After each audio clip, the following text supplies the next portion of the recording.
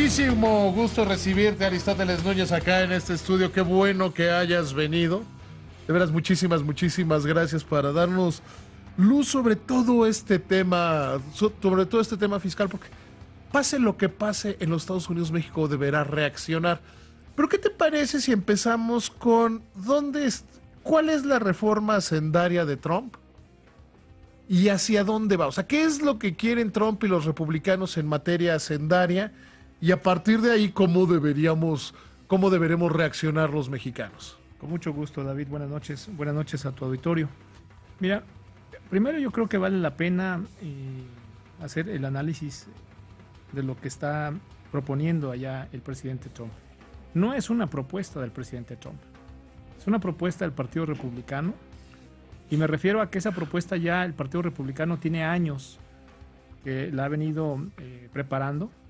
Es una propuesta que va parte de la base de reconocer que el sistema fiscal actual en Estados Unidos, le llaman ellos, está roto. Y mira, yo creo que vale la pena informar que la estructura importante del sistema fiscal americano, como en muchos otros países, es el impuesto sobre la renta. El impuesto sobre la renta es el impuesto más importante en muchos países, en algunos el impuesto al consumo. En esos dos impuestos es donde se basa el sistema fiscal americano. Hoy, el impuesto sobre la renta está roto, tiene muchas lagunas. Esas lagunas generan unas facilidades para evasión fiscal. Estados Unidos ha estado luchando en los últimos años para combatir esa evasión fiscal. Ahí está la ley FATCA, ahí está algunas disposiciones de intercambio de información con otros países. Ha estado buscando cómo tapar esas lagunas, cómo controlar las utilidades de las empresas americanas cuando están vendiendo en el extranjero, etcétera, etcétera. Una vez conocida esa realidad, unida a otras más, que Estados Unidos entiende que tiene una población que está envejeciendo muy rápido, y si está envejeciendo muy rápido la población, difícilmente entonces puedes extraer ingresos por empleo, como son los impuestos sobre la renta a las personas físicas, por la renta al prestar un servicio, al ser asalariados, al ser honorarios, al tener este tipo de trabajos. Es mucho más fácil obtener un impuesto por impuestos al consumo que sobre la renta. Tiene menos lagunas, es más simplificado, y eso es lo que realmente está proponiendo Estados Unidos. Está pasando de los impuestos directos a los impuestos indirectos. Me explico. Está pasando de impuestos sobre la renta a impuestos al consumo. Es más, lo que está proponiendo este impuesto de ajuste fronterizo, así lo podemos traducir a lo que están proponiendo ellos. Este impuesto de ajuste fronterizo tiene las características de gravar, primero, flujos. La renta gravaba utilidades o beneficios. ¿Qué quiere decir? Es mucho más fácil cobrar impuestos al consumo. Sí, por supuesto. Que impuestos sobre la renta. O sea, y además, son más claros y eso es mucho más claro, ¿no? Es más trazable y además es más fácil cobrarlo sobre flujos y no sobre los beneficios, porque muchos de esos beneficios, pues depende de dónde los tengas y de dónde los generes. Entonces, flujos. ¿Qué está grabando? Y son más fáciles de esconder los ingresos. Por ventas domésticas. Es decir, va a grabar todos los flujos por las ventas en Estados Unidos. No graba las exportaciones. Sí graba las importaciones. Y ahí creo que vale la pena, David, también hacer un alto, porque pensamos que son dos impuestos. El primer cambio que está proponiendo el Partido Republicano hoy con el presidente Trump es pasar entonces de impuestos directos a impuestos indirectos, de ISR a impuestos al consumo. Ojo, este impuesto sobre base de flujo, sobre ventas domésticas, exentando las exportaciones y gravando las importaciones. No significa, en ningún momento está en las disposiciones o en el plan que tiene el Partido Republicano, gravar las importaciones de México. No es cierto eso. Quiere no hacer deducibles las importaciones del mundo, entre ellos México. Y eso es muy sencillo de entender. Lo que pasa es que nos hemos perdido en el análisis ahí, Aristóteles. Hay que ser especialmente...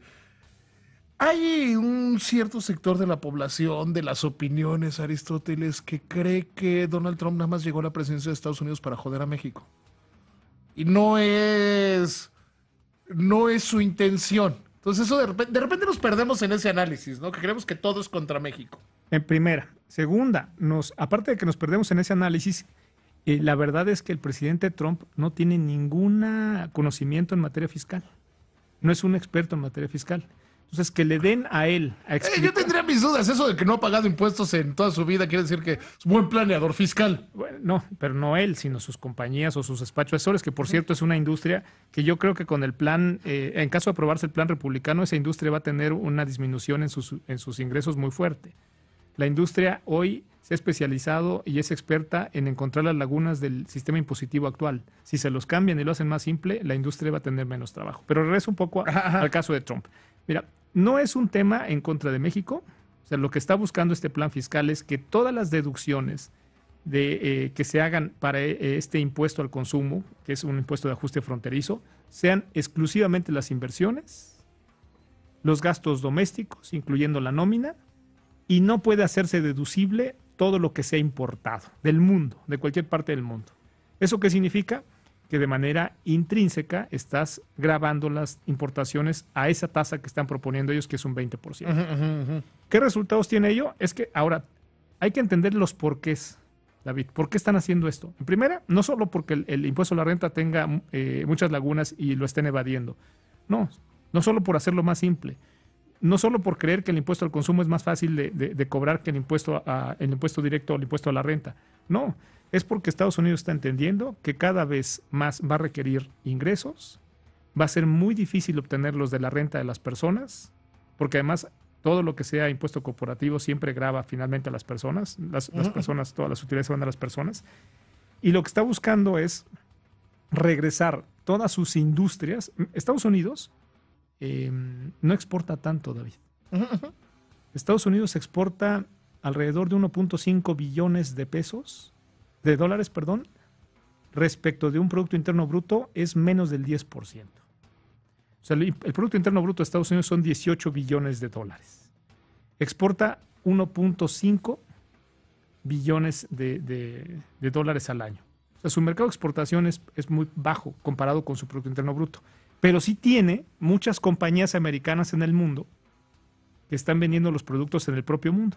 Se quiere regresar este nuevo sistema sí es un atractivo para las empresas para regresar a instalarse y domiciliarse en Estados Unidos. Sí, porque y aquí hay que ser más o menos específicos. Una cosa es vender en todo el mundo y otra cosa es exportar desde los Estados Unidos hacia el mundo. O sea, yo te diría que dos principios totalmente distintos. Una cosa es, yo construyo una planta en México para vender en México, pero mi capital es de los Estados Unidos.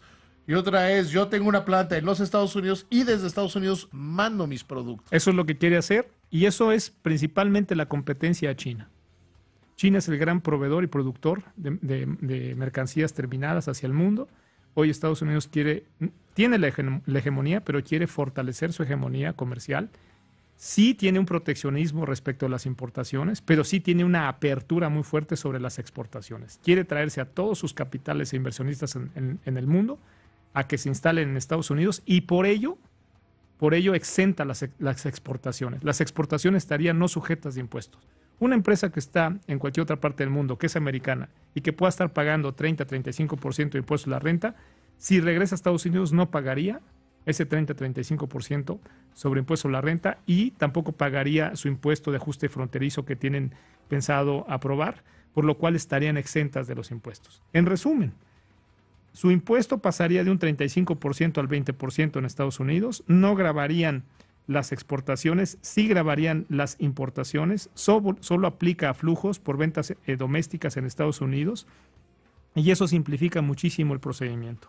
Estados Unidos necesita modificar este sistema fiscal porque se ha dado cuenta que el ISR ha generado muchos agujeros y lagunas que le han generado problemas en sus finanzas y que además requieren de presupuesto y está buscando hacerlo mucho más simple. Eso es lo que está haciendo. La verdad, David, en caso de aprobarse, que yo veo muchas probabilidades de que se apruebe, porque al final... Sí, porque era mi pregunta, ¿qué tan probable es que se apruebe y en estos términos? Si es el Partido Republicano tiene mayoría.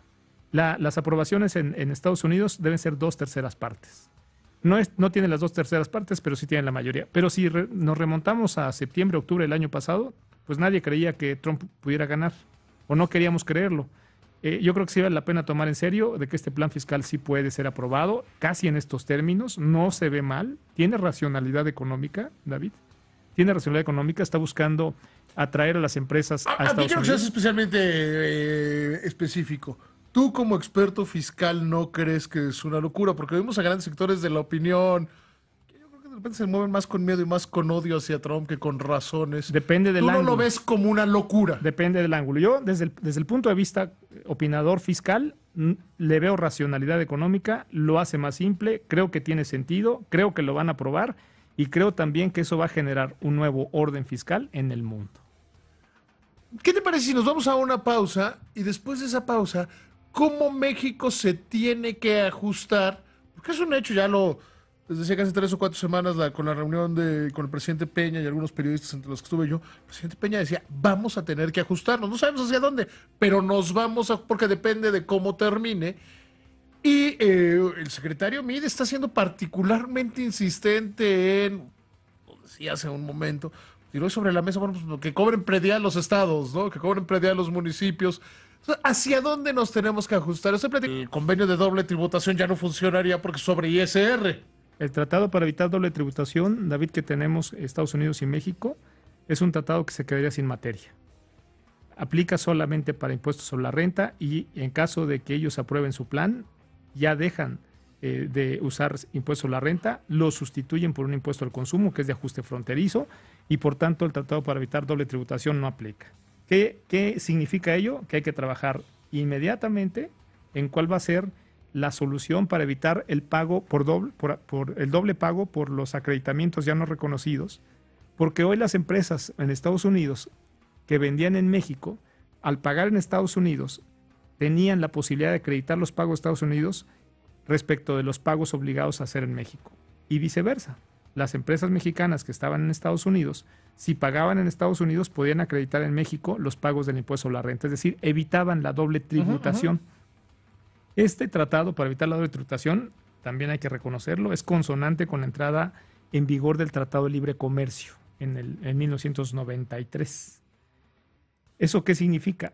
Que si ya no hay impuesto sobre la renta, este tratado no tiene efectos, vamos a tener que construir otro, y eso también nos da una clave de entender que al final lo que Estados Unidos está moviendo son sus herramientas, y en este caso es la fiscal, para atraer inversiones a su país, para convertirse en una potencia exportadora al mundo, hacerle una buena competencia a China, que hoy ha ganado muchísimo mercado, y con ello generar empleos, generar riqueza. Al final, la hegemonía, todas las herramientas y decisiones que toman en Estados Unidos, no perdamos de vista eso, son un sistema capitalista, son para mantener o incrementar la hegemonía de Estados Unidos en el mundo, y esa es económica y esa es comercial. Ahora, México, ¿qué es lo que va a tener que hacer? Considerando, si le ponemos porcentajes, ¿cuánto le darías de posibilidad a este plan fiscal de que sea aprobado? Lleva tiempos. Mira, ahorita hay Es que esa es mi siguiente pregunta, ¿en Sí. qué tiempos? Mira, México se tiene que preparar en la medida de que empiece a conocer mucho más detalle de la propuesta fiscal. Hoy la propuesta fiscal es un resumen. No, ellos quieren cambiar todo el código tributario en Estados Unidos. También traen cambios para el impuesto a la renta a las personas físicas, ese sí permanece. Traerían algunos ajustes en el tratamiento para inversiones en el extranjero. Están buscando también tener una repatriación de capital exenta. Trae una serie de medidas este nuevo código que lo han anunciado. Sin embargo, no han presentado la iniciativa detallada de este nuevo código fiscal o código tributario. México, en el momento de que presenten ese código, o que México pueda conocer con anticipación ese código, tendrá que empezar a trabajar sobre un nuevo orden fiscal en nuestro país. ¿Por qué? ¿Sí? Tenemos una reforma que entró en vigor en 2014 y probablemente nos obligue esta cosa, en caso de que se apruebe en Estados Unidos, a hacer ajustes muy rápido en México que deberían estar aplicando a más tardar en el 18 o en el 19 para poder hacer compatible y homogénea una estructura de impuestos muy parecida a nuestro principal socio comercial. Entonces tendríamos que dar un viraje importante en materia fiscal. Tendríamos que irnos, Aristóteles, hacia los impuestos al consumo y tender a desaparecer el impuesto sobre la renta. Hay que empezar a pensar que esta puede ser una posibilidad que se puede convertir en realidad. Pasar de impuestos sobre la renta corporativo a impuesto al consumo con base flujo, muy parecido a lo que están proponiendo allá en caso de que Estados Unidos lo apruebe. Es más sencillo, tiene menos lagunas, grava los flujos domésticos, es más fácil de combatir la evasión fiscal, tiene ciertas ventajas, hay que reconocerlo. Ahora bien, el secretario Meade ha hablado mucho de que se está acabando que tenemos menos espacio que los Estados Unidos para hacer ajustes. ¿Tú estarías de acuerdo con esa posición? Sí, tenemos condiciones muy distintas. David, nuestro Producto Interno Bruto per cápita son 13,000 millones, 13,000 dólares. Eso significa que un mexicano promedio gana 260,000 pesos al año. La verdad es que la mayoría de los mexicanos no ganan eso, ganan menos, pero en los promedios y de los indicadores eso es. Mientras que Estados Unidos son 56,000 dólares al año. Es decir, está llevándose más de 1 millón de pesos en promedio anual de ingreso. Por lo tanto, las estructuras impositivas y de acuerdo a los precios que se tienen son muy diferentes, los rangos son muy diferentes. Tenemos poco margen de poder extraer impuestos de la sociedad. Lo que sí podemos es combatir la brecha de elevación fiscal que sí hay en México. Ese es el margen que nos queda. Más impuestos en México en una condición económica como la que tenemos solamente puede ser bajo una fórmula, que paguen más los que más tienen y la verdad ofrecer subsidio o exenciones a los que apenas están recibiendo el mínimo bienestar de vida para poder alimentarse. En ese sentido, los impuestos al consumo son más eficientes, ¿no? Son mucho más eficientes tanto para el consumidor como para la empresa y como para la autoridad fiscal. Son más trazables, son más fáciles de poder cobrar, tienen menos lagunas para evasión fiscal y eso la verdad es que tendríamos que hacer cuentas y hacer corridas para ver si nos da lo que de presupuesto necesita este país para satisfacer las demandas sociales. No solo porque sea atractivo un impuesto como ese se tiene que tomar una decisión, tenemos que ser responsables. Si no resulta en los ingresos necesarios para poder atender las demandas sociales, nos estaremos pegando un balazo en el pie y eso va a representar mayor pobreza a muchas familias que hoy ya son pobres.